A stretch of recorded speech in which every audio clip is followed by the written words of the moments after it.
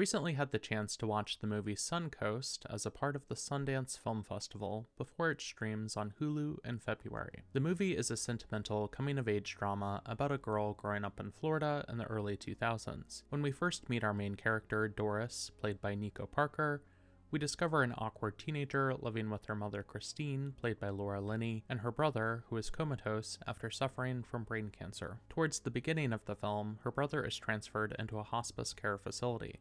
As it turns out, this is the very same hospice that Terri Schiavo is staying in. If you're unfamiliar, Terri Schiavo was a woman who was at the center of a controversy in the early 2000s when her husband wanted to remove her feeding tube, but her parents wanted to keep it after she entered a vegetative state. Schiavo's case provides a backdrop for this film, even if it isn't a movie that's specifically about Terri Schiavo. From the first time Doris's family enters the facility, there's protesters gathered outside.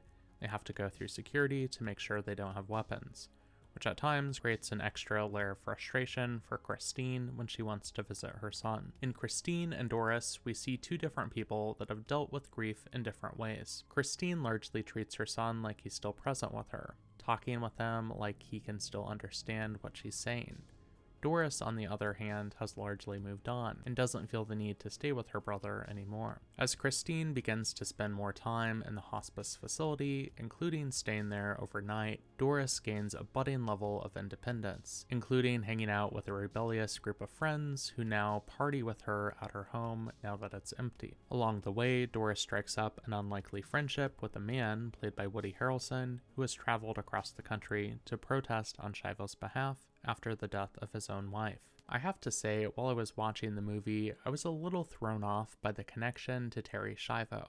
It felt like it was a little too heavy-handed, and it may have even been using the case as a hook for the film. But it wasn't until after I finished watching Suncoast that I discovered that the writer and director of the movie, Laura Chinn, had actually based this film on her own real-life experiences. Her own brother happened to stay in the same hospice facility when she was a teenager as Terri Schiavo, and this was all based on her real life. This was clearly a very personal story for Chinn to tell, and even if I felt like some elements didn't quite translate on screen, Laura Linney and Nico Parker's performances really provided an emotional punch at just the right moments in this movie. If I had one persistent issue with the film though, it's that it seems to ignore the context the story is presented in multiple ways. It's hard to shake the connection between the Terri Schiavo case with the pro-life movement, and in a post-Roe world, there's a political context that hangs over this film. Suncoast never dives into any kind of satirical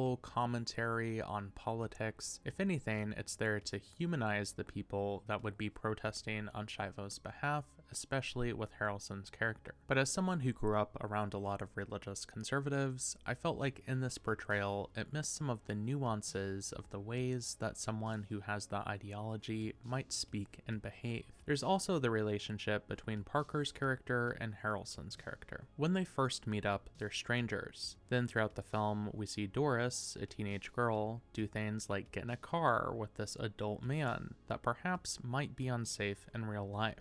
But the movie's script never addresses this context. Despite some moments that tug at your heartstrings, I felt like this movie didn't quite stick the landing in the way that I was hoping. But I suspect that others who will see it on Hulu may have a different perspective. So I'd encourage you to watch it and judge for yourself, and let me know your thoughts once you do. I give it 2.5 out of 5 stars. You can stream it on Hulu and Disney Plus beginning February 9th.